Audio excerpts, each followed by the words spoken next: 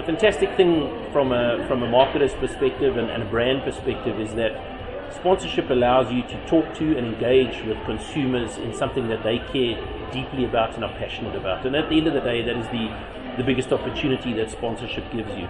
Off the back end of it, I think one of the things that sport and entertainment world is very good at bringing together is various media and touch points, but also the really close-up opportunities to interact with consumers, to really engage with them right down often into product testing and tasting and really living the product as part of people's lives. Because at the end of the day, sport and entertainment is where people live their lives. It's not their work, it's not at school, it's the thing they choose to do with their spare time and with their spare money.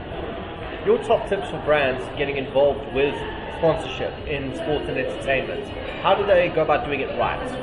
Look, I think at the beginning, the first thing they really got to understand is what sport, what sponsorship they're targeting, and have all the data and the insight they can possibly put together. And for us, there's a lot of big data out there, and there's a lot of, but sometimes it's those small little insight pieces. And Terry earlier in the presentation was talking, for example, about schoolgirls who play hockey and water polo, and the fact that they're super users of shampoo and sunscreen.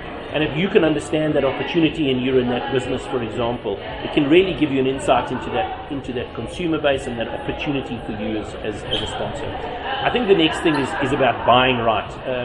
One of the things we always say to sponsors, and to use an analogy that we often use, is that sponsorship is like baking a cake. And what you need to do when you're buying the rights from the rights owner is just buy the ingredients that you require to bake the perfect cake you're looking for. The rights owner is going to try and use every opportunity to sell you a whole cupboard full of groceries. Buy the ingredients that you need. Don't waste money on ingredients that you don't need. But most importantly, be very aware of what is the cake you're trying to bake up front, what is the recipe, and what are the success factors, what are the key ingredients when you're delivering that cake. And I think that's something that a lot of sponsors, a lot of brands don't do that work up front. What they try to do is they buy the sponsorship, they get all the ingredients, and then they try to retrofit it into a successful sponsorship.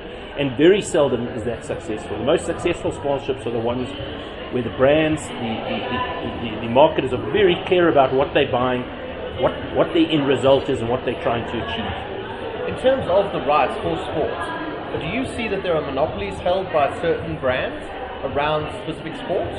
I wouldn't call them monopolies. I think there's certain brands that have perhaps taken ownership around particular areas. There was a time in the 90s where the telcos sort of split stuff up. Vodacom, you can have rugby, MTN, you can have this, and they went about that. I think that sort of interaction amongst brands doesn't really exist today. I don't think there was a conscious thing. I think that's just how it unfolded in the 90s. I think what we're starting to see is a break in that, and another great example that was used earlier this morning is Sunfoil. For a cooking oil to come into Test cricket never made a lot of sense to people, but once people started to understand that the big part of the culture of cricket is sitting down, enjoying, cooking, eating, it started to make a lot more sense. And I think the success for that brand has really been significant, and I think there's a lot of FMCG brands in this country that could take advantage of that type of insight.